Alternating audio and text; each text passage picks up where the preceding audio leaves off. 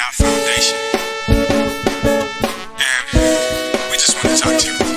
Somebody's sister, a brother, father, a mother, a wife or a husband, a nephew, a cousin. They're looking for a little bit of love, hey. Somebody show them some love, hey. Why not you? Why not? Why not? Why not? Why not you? Why not? Why not? Why not you? This is the YNOTT crew, and all we asking is why not you? Come with the why not you? And on this occasion, give one donation, and you may not receive a standing ovation. Nah, your reward is so much better than that. No matter the black can replace the feeling of giving a second chance in life. The only second chance is price is your commitment. Man, it's your compassion. You can come and give it, there's no special form of fashion. Giving a child another chance to smile, just imagine. Or you can try not to. Welcome to the Why Not Inspire show, where we inspire and uplift individuals to achieve their goals and dreams. This broadcast is brought to you live by the YNOTT Foundation, whose mission is to provide support to pediatric transplant patients, increase awareness about the need of organ and tissue donation, and promote disease prevention and wellness in the community. I'm your host and moderator, Edward Mr. YNOTT Drake. I'm a former student athlete turned kidney transplant recipient, and now the founder of the YNOTT Foundation and a community investor.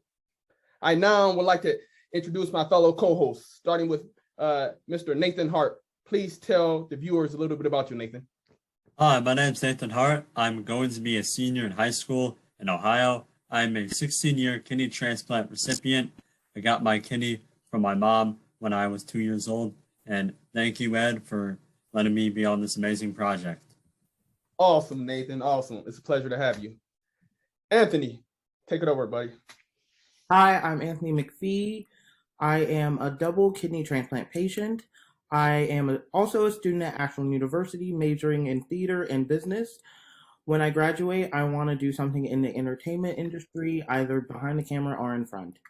Thanks again for letting me be on the show. Awesome, Anthony. Thank you so much. It's a pleasure to have you. We have a fun, action-packed show in store for you. We have a special guest, and when I say special, I do mean special. I can't think of a better person to help kick off this YNOTT Inspire show than the gentleman we have here. So without further ado, I would like to ask Nathan to provide the inspirational, motivational tip of the day.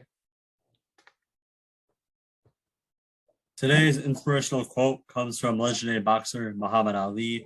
You don't lose if you get knocked down. You lose if you stay down. I picked this quote as there's many obstacles in life, and it's not about avoiding the obstacles and having a perfect life. It's about how you bounce back from the obstacles that hit you and how you recover in your day-to-day life. That's why I picked today's quote by Muhammad Ali. Wow, Nathan, I love it. I love it. I love it. I'm inspired, so I know the viewers are. So now, without further ado, Anthony, please introduce our special guest for the day. Drafted in 1994, former safety in the NFL, played for teams like the Pittsburgh Steelers and Cincinnati Bengals, while gaining honors like the All-American First Team and Big Ten All-American First Team in Ohio. Here is Myron Bell. Welcome, Mr. Bell. Hey, thank you guys for having me, man. Just hearing you guys' story has inspired me. Football is just a small thing, but you guys have dealt with some real life-changing things, and I think you guys are doing a great job. Headed by, I call him my nephew, Mr. YNOTT. Yes, sir. Yes, sir. Start with the first question, Anthony. Yes. So the first question we like to ask all our guests is, what led you to be on the path you're on today?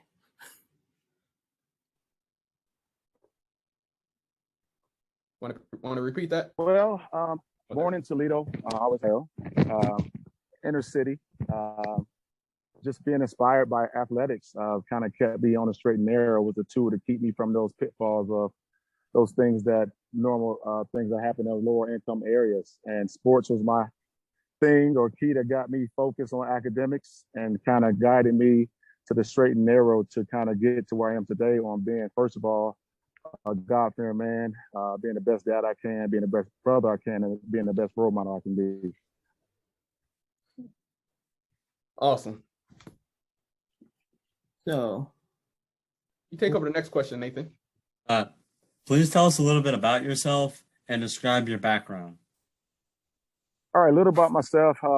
My name is Myron Bell. I'm currently living in Charlotte, North Carolina. I've been here for like 21 years, married to my high school sweetheart, who's also from Toledo. My oldest son is Myron Bell Jr. He's a Chapel Hill, University of North Carolina, Chapel Hill graduate. Played football there. Got his master's from Elon. He's now coaching football at UNCC, which is University of North Carolina at Charlotte. Then I have a daughter, Kennedy. She's a rising senior, a soccer phenom, who's committed to go to Maryland for soccer in the class of 23.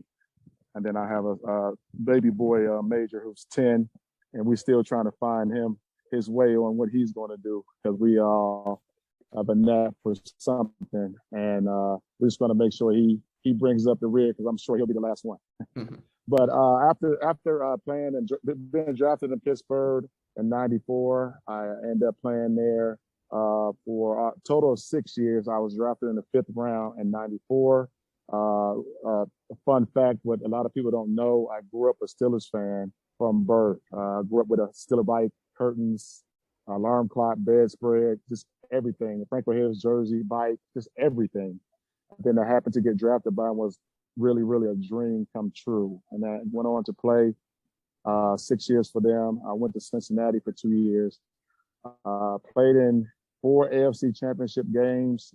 Unfortunately, only made it to one Super Bowl. Super Bowl 30, which I started in Super Bowl 30. And that's kind of it. And after my retiring, had a tough time and that transitioning to that next phase of life. And one thing that a lot of people don't understand is sports is short-lived, starting from probably rec ball through high school, through college, even NFL with agents and financial advisors. So life really didn't start for me till after I retired, and all those things, resources that you have, they kind of disappear when the job leaves. And so that transition for me was it fell back to a passion after that dream of entertainment or sports league. You go back to your passion, and mine was youth. And that's what I've done since I retired. I've worked for the public school system here in Charlotte for 15 years, dealing with law enforcement. I graduated from Michigan State with a criminal justice degree. So just since I've been here, since I've been retired, I've been dealing with youth, just mentoring, coaching youth football, coaching high school football, training college athletes, training professional athletes. And that's kind of where I am today, just still giving back and trying to change lives, trying to touch the world. Absolutely. And as someone who, actually, I'm a Steelers fan because of you. I don't think I ever told you that. I just remember being young, and me and my buddies would be in the basement playing video games, and he'll pull up. He'll pull up when I just seen him on TV, maybe a couple of days earlier, and I thought that was the coolest thing ever. We downstairs playing the video games, and you definitely changed my life, and you definitely showed me that it was possible. You were one of the first people that instilled that why not mindset in me, in which our company organization trying to instill in other youth like Anthony and Nathan. So but did you always dream of becoming a football player, an NFL player? Was that your dream? And if not, what was your dream, and how did you land in football if it wasn't? Well, growing up, just being dedicated was to play college ball. But my mom later on showed me some things I wrote in the 2nd and 3rd grade about playing for the Pittsburgh Steelers and buying her a house and a car and all those things. And those things happened, and I was just like, wow, like it was really truly a blessing that God chose me to do that, because there's no way that I was able to do that on my own. I had great support with my mom and high school coaches and teachers and counselors, just a network of people that guided me, and my church family kind of guided me to get to that point, to able to accomplish a goal and dream to play in the NFL. Awesome. Go ahead, Nathan. Ask the question and ask what you want to ask. You don't got to stay on. Who was growing up in the NFL, college days? Who was your biggest role model to lead you on the path to success? and achieving your dreams? Well, as I mentioned before, as a third grader, it was Franco Harris and that whole Steel Curtain, that whole Lynn Swan, just the whole Mel Blunt, Rocky Blight, just that whole little Stiller thing. Bradshaw was my role models as far as, trying to accomplish that goal as far as football. But my mom is probably my biggest inspiration of being a single mom, having me at 15 years old, and then have my sister 2 years later at 17-year-old, and just being in the workforce from basically a 10th grader, and able to grow up and mature to where I cannot remember without anything. And so that is my biggest inspiration, and that was the thing that held me to the course of staying out of those pitfalls of the neighborhood, because I was one of the ones who never had a lot of discipline as far as consequences for my mistakes. So that was a thing that if I wanted or tried to get influenced to do something from a darker side, she was a light to kind of bring me through to stay focused. And I can say I've never been incarcerated. I never sold drugs. I never broken a house. It is those things kept me from doing those things that kind of get me off course. And I can put that to my mom. Awesome. How about it, Anthony? Well, that's just amazing to hear. My mom's also one of like my biggest influences too, so I can relate to that. I know that you said football and athletics were like the main thing that kept you on your course and on your path to like in school and keep you in school and keep you motivated. Like, what was like your favorite subject if you had one in school, and like what one was like your worst compared to? Because like for me, mine personally was like used to be math, like, but Well, I tell you, I wasn't a fan of school, but I was one thing that my mom instilled about education. So missing school was not an option. If you were sick and couldn't go to school, that meant you couldn't go outside. So my attendance record all the way through K through 12 was pretty good because I love the outdoors. But while in school, my favorite thing I enjoyed, and it kind of came natural, was mathematics and science. It was just something that I was gifted with, was strong with, and didn't have to really put a lot of time in it as far as just learning integral parts of just solutions and things like that. I can say English was probably my worst thing I had to work the hardest at, and that was just due to the lack of interest. I always looked at reading as boring and all that, but as my later years in life, that's the most important thing I think for our youth to get accomplished and find some type of excitement about it, because of and the books is where you really find true knowledge, and knowledge is something that can't be taken away from you. And so that's something that I inspire my children to do, is to get more reading in than anything, because a lot of information is withheld in books, and it being boring and all that, we're missing out on a ton of knowledge that can apply to our daily lives. Awesome. And this is a question I want to transition, because I know a lot of people want to hear about this. Like I said, a lot of us are aspiring athletes, some of us made it farther than others. But what was a typical game day like for you in the NFL? What is life like in the NFL? And also, what was it like starting in the Super Bowl? I know Nathan is a Browns fan, so what was it like playing against the Browns as well? So 3 questions in one. What was it like? What was a typical day in a life like in the NFL? What was it like playing in the Super Bowl? And what was it like playing against the Browns, Cleveland Browns? Well, I'll give you in the beginning of it, as far as me being drafted to the Steelers. I tell you, a decision that I made, and I kind of look back on it and wish I would have made a different decision. But at the same time, everything worked out. I put all my eggs in one basket after my second year of college, and just like, you know what? I'm going to live my dream. So I didn't apply myself like I needed to in college. And so getting to my last season, scouts and ratings are coming out about my draft status and things like of that nature. So I just put everything into football. I went to class.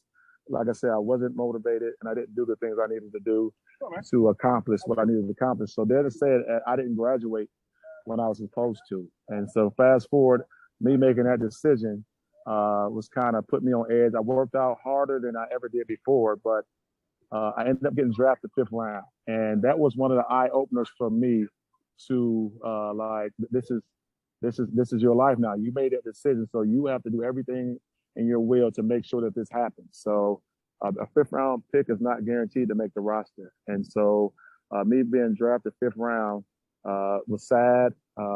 Pretty much cried after the 3rd round, and finally get the call, and it's Cower and GM's on the phone, and I cleaned up my frowns and my tears. Back in this time, there was no social media, so I had to wait till the ESPN ticker showed my name. And so once I saw my name, I ran upstairs to my mom because she was kind of unhappy with me, my attitude of the opportunity that was being bestowed ahead of me, and I didn't appreciate it like she thought I should. And then after being drafted to the only team I ever rooted for, she kind of set me straight real quick to where it got me focused on making this team. So fast forward 2 weeks later, fly to Pittsburgh and stay in a little furnished apartment. Bus transport us over to the stadium. First time being in the stadium, as far as a professional stadium. Go inside the building. You got 4 Super Bowl trophies in there. I'm like, oh, okay, this is real. Then go in the locker room, and this is the same locker room that all the people who inspired me were in. And so that was an eye opener. So from that point, I just locked in to a place where did everything to ensure that I was able to stay there and not go home, meaning getting waived or cut. So that's kind of the thing. So a day up, it's a typical 9 to 5. Once you make the team, it's get in there, you eat breakfast, 8 o'clock meeting, special team meeting, then 8:30 special team meeting, then a 10 o'clock defensive meeting, and then a 11 o'clock position meeting, and then a lunch break, then a walk through, then practice, and then you're done at 5 o'clock. Go home and come back, do the same thing. Typical week, you play in a game on Sunday, review the tape on Monday, get paid on Tuesday, and you're off on Tuesday. You get the game plan on that Monday. So on Wednesday, you're game planning. Thursday, you're game planning. Friday, you're polishing up. Saturday, you travel. Sunday, you playing. And then you just do that for 17 weeks. As far as the Super Bowl, it was kind of different. In my second year, Rod Woodson blew out his knee against Detroit Lions playing against Barry Sanders. And it was like the second game of the season. He blew out his knee. And they had, a couple of different corners going there that didn't get the job done. So we ended up like 7 games to the season, like 3-4. And then my number was called. They moved Cardinal Lake to corner, and they brought me in as safety. So it was my first time really starting. And I ended up staying there for the rest of the season. Playoff, we beat 2 teams, and then the AFC Championship, we beat the Colts, and then the Super Bowl against Dallas, Super Bowl 30, and we had them pretty good, but we couldn't overcome 2 turnovers. One was late in the game, and we ended up losing that game. And so that's something that happened in my second year. I thought for sure I would be back, but it never happened. I ended up playing 2 more AFC Championship games, one against the third one I played in was against the Denver Broncos against Elway, and he beat us at home in the FC Championship game, which is his first Super Bowl that he won. And then my 4th one was against, in 9/11, 2001, was against the Patriots.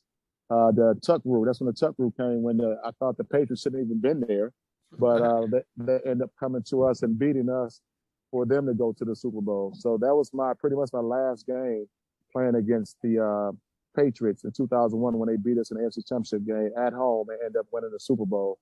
As far as playing the Browns, I never really cared for the Browns, but I tell you, I respect them. Every time we played there, it was a true dogfight. I played the Browns 7 times. I never lost to them, but it was always a hard-fought game with the Browns. It's probably the old stadium. I can't remember the name of it. Municipal or something like that. Was probably one of the toughest places to play. I mean, they throwing dog biscuits from warm up till you walk to the tunnel at the end of the game.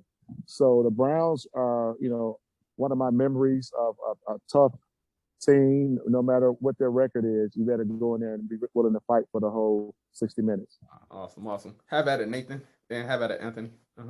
Okay. Well, Well, I know that you mentioned like that during the season you would get paid, but what was like your strategy for like off season because you weren't really playing any games, so So the off season, or you get a chance to spend more time with your family, travel a little bit.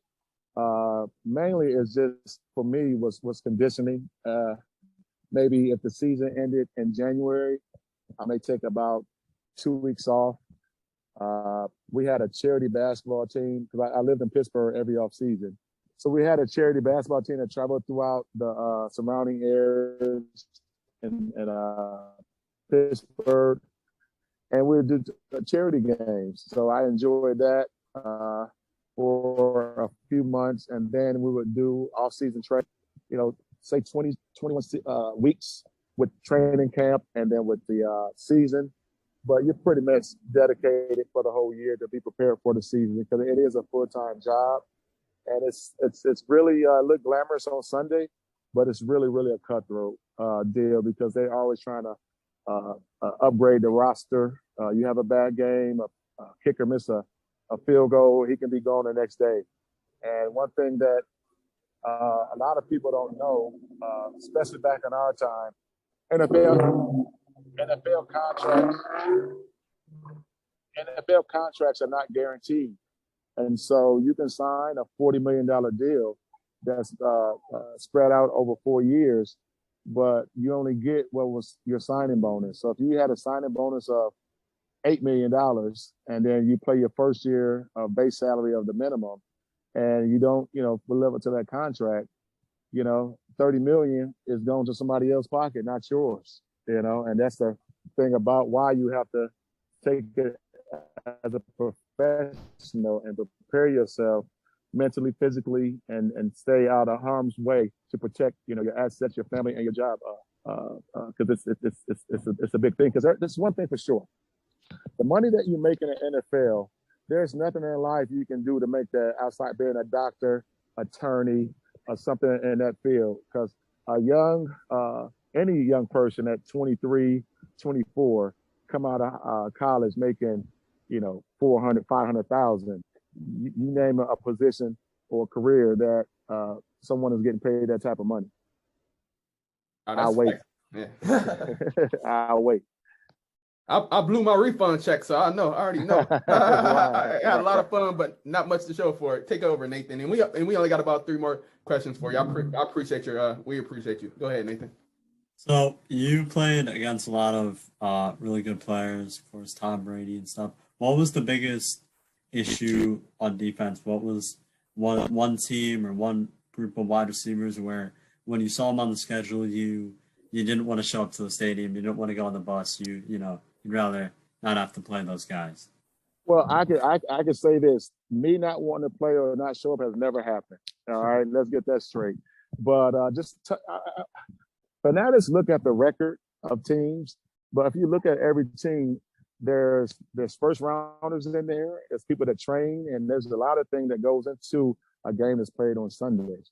But the biggest part of winning is the culture. The culture of a team, it runs down from the GM to the head coach to the leaders of the team. So every team is tough. Is some tougher than others? Yes. So as far as teams, that was a team that we knew we had to come prepared to fight the whole. You got Dallas, you got the Ravens, you got even Cleveland, you got Cincinnati. It was tough. Just pick a team, man. Everybody came, especially playing against the Steelers. And back in this time in the mid-90s, we were the team to beat, and so everybody gave us their best. As far as players who I did want to see, Barry Sanders, because, you got Marino, you got Elway, man, you got Jay Rice, you got Marshall Faulk. Man, go down the list, go back and look. It's one on every team. You got Eric Metcalf, you got Andre Rison when he was at Cleveland. You had Matt from Cleveland. You had as a fanatic, you get caught up in a record, and those guys are true professionals that they are playing on Sundays for a reason. Who shook you the most? Like anybody get you? Anybody get you? Made you look bad on national TV? Like, man, God. Barry Sanders for sure was one of the main guys. You got Thurman Thomas, you got Jerome Bettis, who we played together, but we were rivals in college as far as Michigan State and Notre Dame. Man, just I'm telling you, man, just if you can look at the era back in those days, man, it's a lot of guys out there that were pretty darn good, but probably wasn't on the best teams. But the one that sticks out for sure is your Jerry Rice, your Barry Sanders, your Joe Montana, your Steve Youngs, Marino Elway. You got Jim Kelly. It's just man, guys, trust me, it's a lot out there that you guys don't even probably know because you're so much younger than me. No, awesome. We got one last football question. Either Nathan or Anthony, you can ask one last football question, and we'll close off the last few questions with life that you can instill in our young viewers listening. So either you all got one more football question.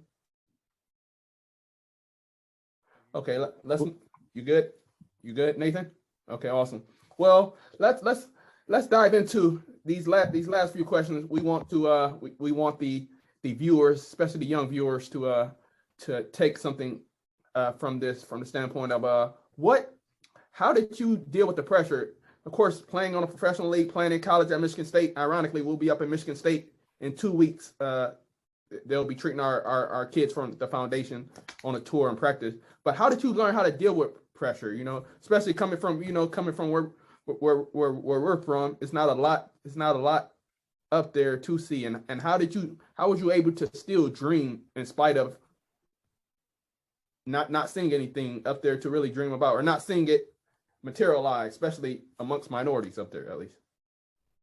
Well, the main thing is the discipline, and then having that support system around you that kind of can keep you in line with the things that you told them that you wanted to do, and they hold you accountable to those things. And then it's also about being a leader and not being influenced by those things around you. Yeah, you can be at the same place and hang out and do some of the things, but you have to pull yourself away from some things that's going to impact your family, your parents, and then yourself, to kind of be on that straight and narrow. And you have to love whatever you're doing enough to realize that I can't let this 1 second decision become something that impact me for the rest of my life. Awesome.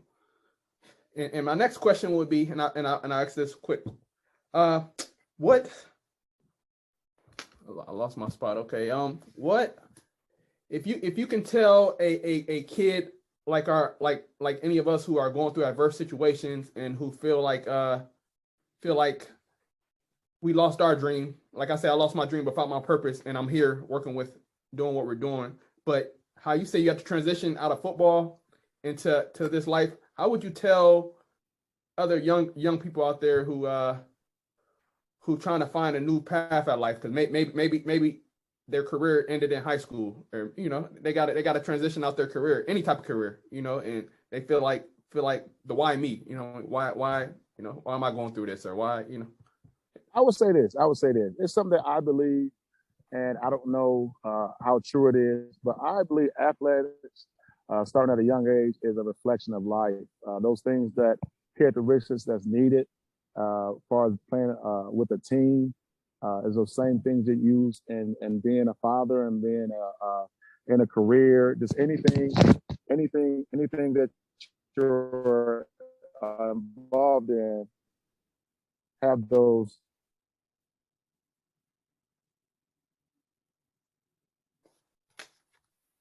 You there?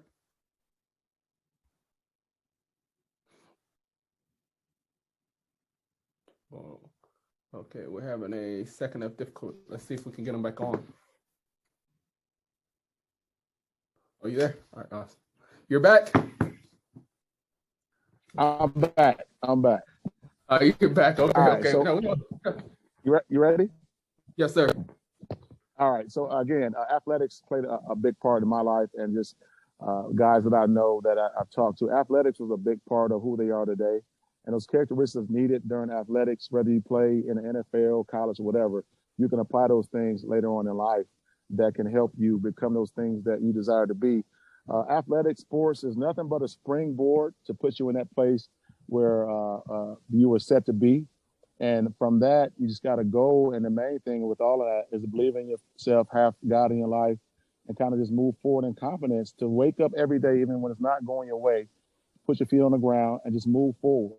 You know, you have to go get things that you desire to have. It will not fall in your lap. So continue to get up, show up, and meet people, and just be the best person you can be to get to where you want to be. No, I love it, and that's so valuable information. I appreciate you taking the time to share that. Kids, listen. This is the gentleman who got me here. So listen, his advice is fire, and it's the key. So Nathan, X1 last question. Anthony, X1 last quick question, and we'll close out. Okay.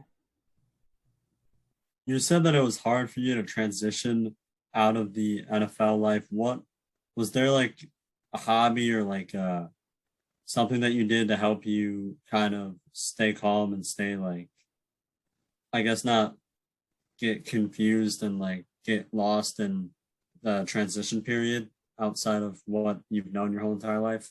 Well, I'll say this to you, and I mentioned it before, transitioning my thing that I always talked about as a kid was playing the NFL and working with our youth. And so after that thing happened of retiring, because there is no writing on the wall, there's no, you know, in 6 months you got to retire, we're going to have your party. It's the phone stopped ringing and you're out of a job. You're hopeful that something else is going to come through, but when the phone stopped ringing, that's pretty much when it's over. And that happened to me at the age of 32. What saved me was my passion, which I remember was dealing with youth. And I poured everything into coaching my son in football to led me to, I had a couple of nonprofits, one called Bridge of Faith, that I tried to build an independent living for kids who age out of foster care. That was a time when the economic crisis happened in like 07, 08. And, you know, the money and those things that the resources that I needed was not available. So I ended up going to the school system. So I am still living a dream. I haven't had a job a day in my life because I'm following those things that I believed in. And I tell you what, it's one of the most fulfilling things to do those things. And it's nothing but the grace of God that put me in that place. One extreme, you're living like fantasy, and then the next, you know, which is a thing I kind of look down on, and even though I'm not doing it for the money, but educators are not paid what they should be getting paid because of the things they deal with and the impact that they bring on our kids. That has to be something done to that, because I sit on a daily basis on teachers just pouring into our youth, and it's pretty much some of their own money they're investing in our children, and it has to be something done with that on their pay being upgraded. Ooh, let's give a round of applause for that. We need to. I worked at the Boys and Girls Club for a week or for about a couple months, and I was like, man, teachers need to get paid more. Exactly. Helped out. So, Anthony, ask one last question. We're gonna close out. Yeah. Well, I know that we recently came out of a pandemic, and I know that through this entire interview, you talked a lot about like community and surrounding yourself with people that like help you, support you, and help you get to your dreams. But like with the pandemic, how did your priorities kind of like shift, and other interests did you pour into to keep yourself like busy, since we were all trapped at home for like 3 months? Well, that's one thing about working for the school system. We never really shut down. We still served meals throughout the whole pandemic. We transported tablets, hotspots. You know, we never stopped, and so that was a good thing that I didn't have to sit around the pandemic and just eat and get fat. You know, so that was a good thing. And just the pandemic just had to refocus on being the best father I can be, being the best husband I can be, and being the best community leader I could be. Because a lot of people, you find out their true character when the paycheck stopped, they stopped. Or if they were able to get some type of stipend, they chose not to help our youth and stay at home and get paid. And that's one thing that I didn't do, and a lot of people didn't do. We made the sacrifice for our future and to make sure they had the needs that they needed to kind of push through that pandemic. Awesome. And as we close, we just sincerely want to thank you. Like I said, you truly blessed us. Like I said, when we were trying to think what guests we wanted on first, I said if the show called the Why Not Impact Live Network, you impacted my life. Like I said, you really still do to this very day. I seen you a couple weeks ago, and every time I see you, I'm like, thank you. I just want to sincerely thank you from the bottom of my heart. You truly impacted my life for the better. And so we always close our show, or we will always close our show by asking you to leave our audience with some why not inspire words of wisdom, or why not inspire words of wisdom for anyone out there who basically talk to your younger self and other youth who out there, like, they're gonna look at this and like, man, like I thought, if Unc can do it, why not me?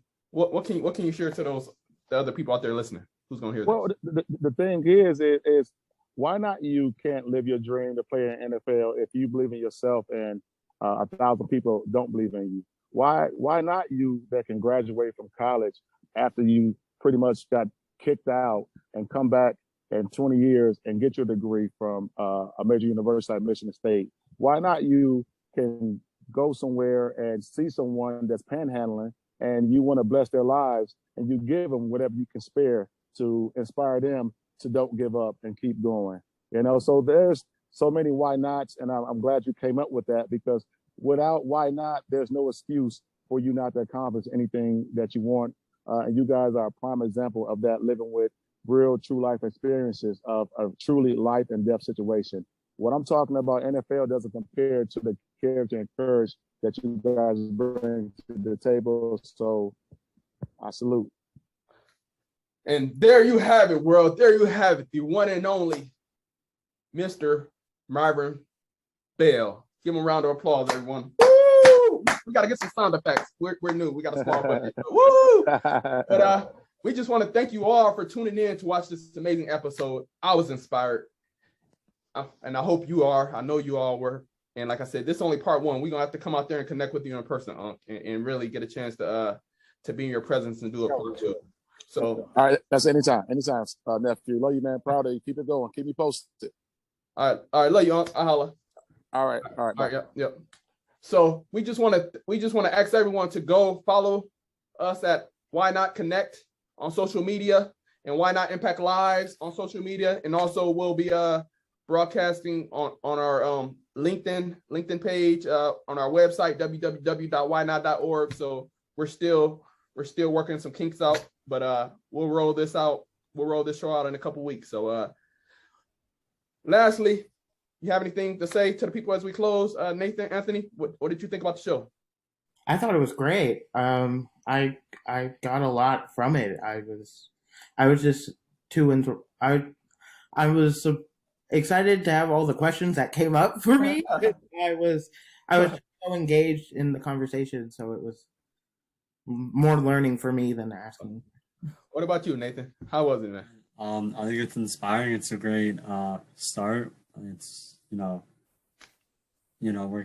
gonna continue interviewing and meeting more inspiring people. But of course, thank you, Mr. Bell, for sharing his inspiring journey and helping us start off our road to inspiring more people. So thank you for watching.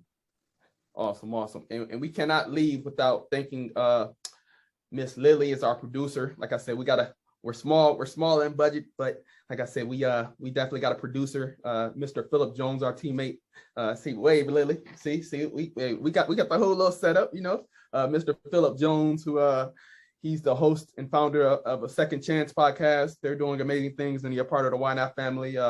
Once the vision came, he helped create the backdrops and everything like that. So Mr. Philip Jones. So thank you all so much. Like I said, it's a team effort that we inspire and impact lives together. So we want to close out by asking you, why not become a registered organ and tissue donor today? And why not follow us on social media? Let the choir say, why not? Why not? You all take care. Lily, take us out with the theme song if you have it. Our first show is in the books, baby. Part 2. Coming back tomorrow. We got another special guest. I am the Blacksmith Cop, and I'm here with my man Eddie Drake of the YNOTT Foundation. Shout out to the rest of our team members across the country. Everybody who made the break over here. Why not? Why not? Somebody's sister, a brother, father, a mother, a wife or a husband, a nephew, a cousin. They're looking for a little bit of love, hey. Somebody show them some love, hey. Why not you? What did Unc say? Why not you? Mr. Bell said, why not you? God bless you all. We're out.